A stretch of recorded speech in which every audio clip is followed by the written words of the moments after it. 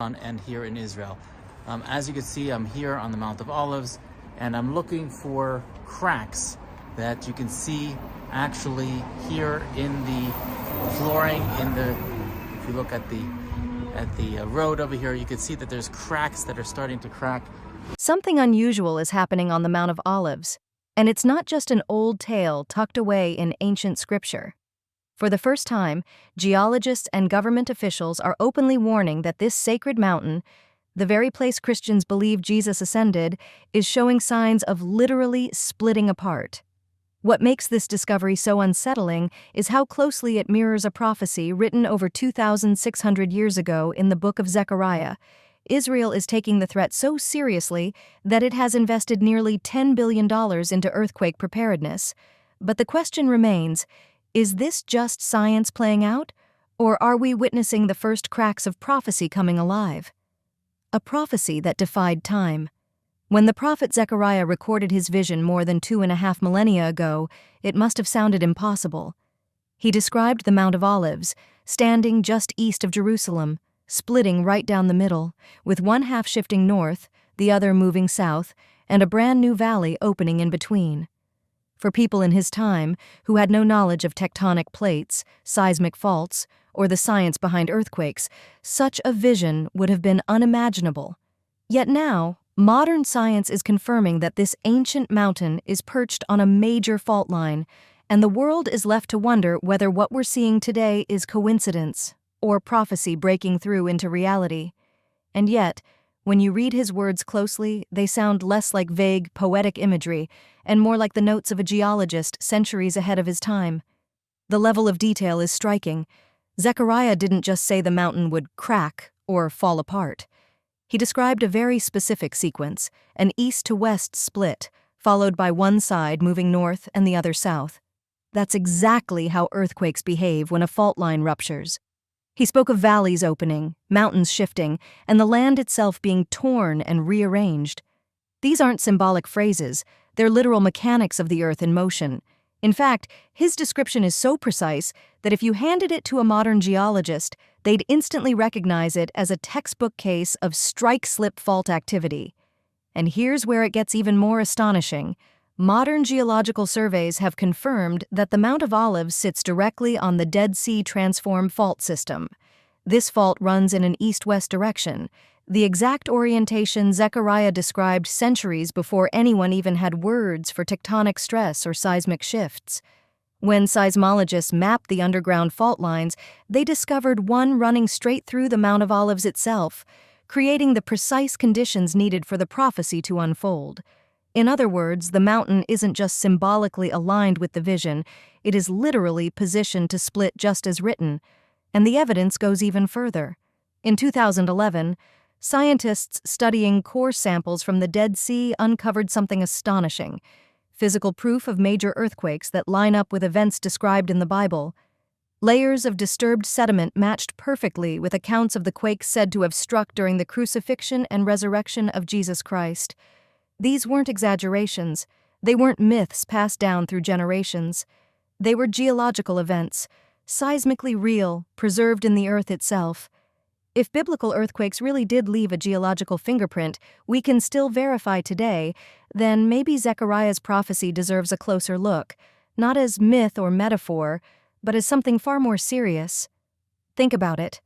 A prophet in the 6th century BC writes of an east-west fault movement under a very specific mountain.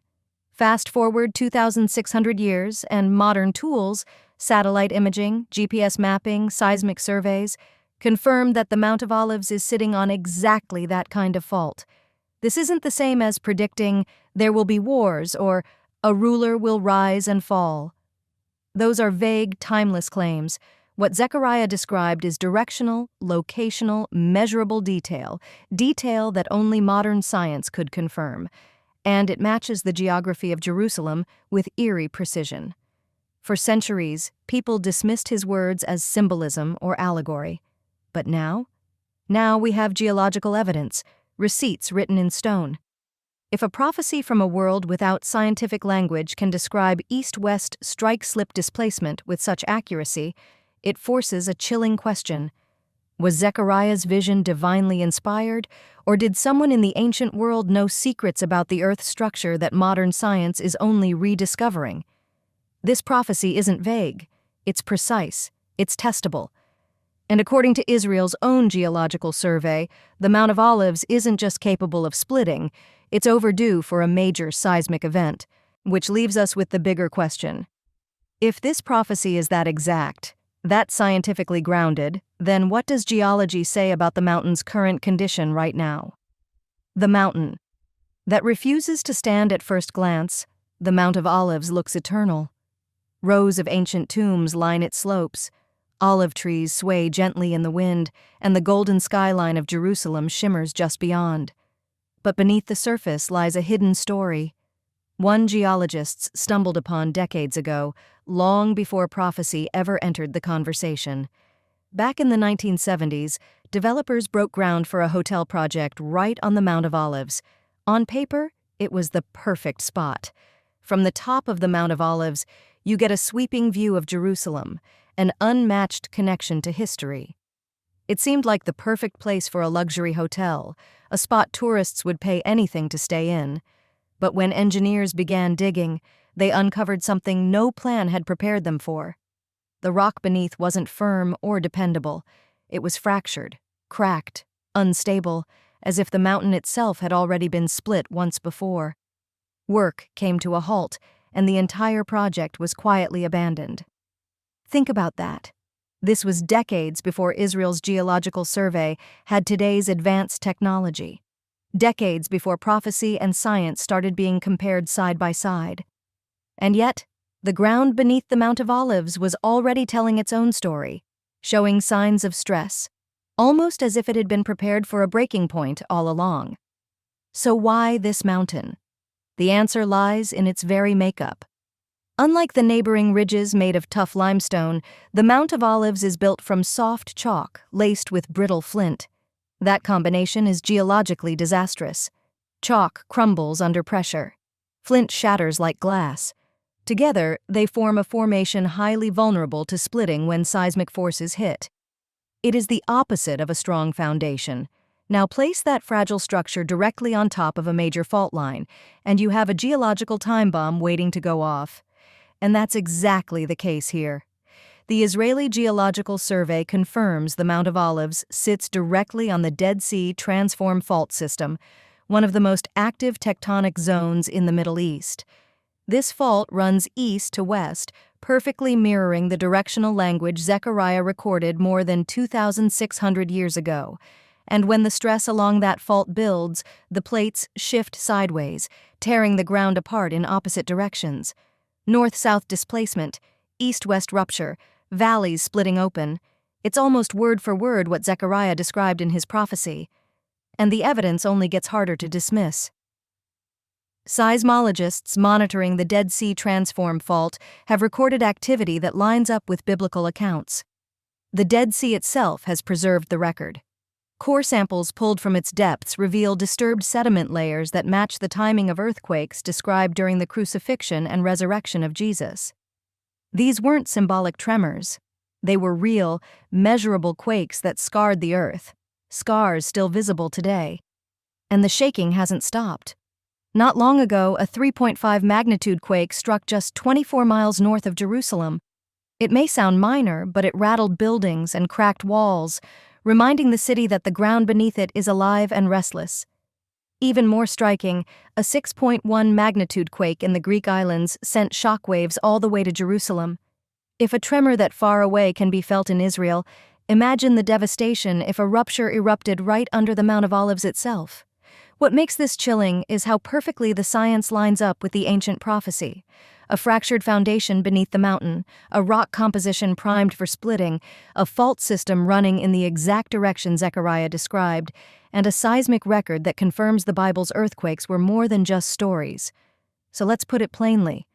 The Mount of Olives is not just another hill in Jerusalem. It's a geological pressure point where science and prophecy collide in a way that feels less like coincidence and more like design. And that leads to the question that should keep you awake at night. If cracks beneath the Mount of Olives were enough to shut down a hotel project in the 1970s, And if tremors are already shaking Jerusalem today, just how seriously does the Israeli government take this looming threat right now? The $10 billion warning Israel's government isn't speculating anymore. They know the danger beneath their feet is real, and the threat is so serious that officials are calling for a level of preparation almost unheard of. And the shocking part? The cost isn't in the millions, it's in the billions. Experts say Israel needs $10 billion to brace for what's coming. Dr. Itai Kurzan from the Geological Survey of Israel has put it bluntly, the country sits on a fault line that will break again.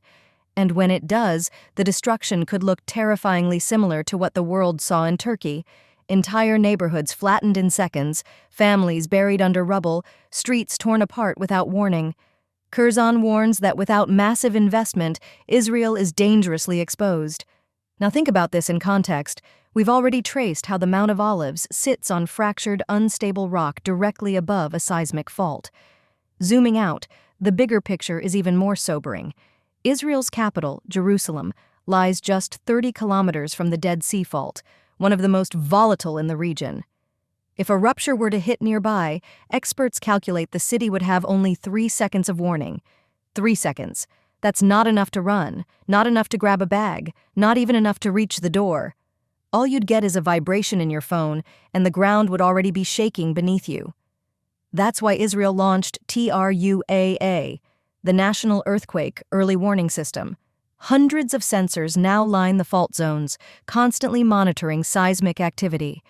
If an earthquake struck the northern Dead Sea, cities farther south could have as much as a full minute to prepare.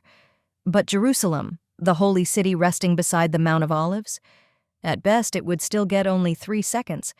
And that raises the chilling question: is 3 seconds enough when prophecy and geology finally collide? To grasp how real this danger is, we need only look to history.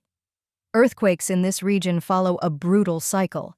On average, a major one strikes every 100 years.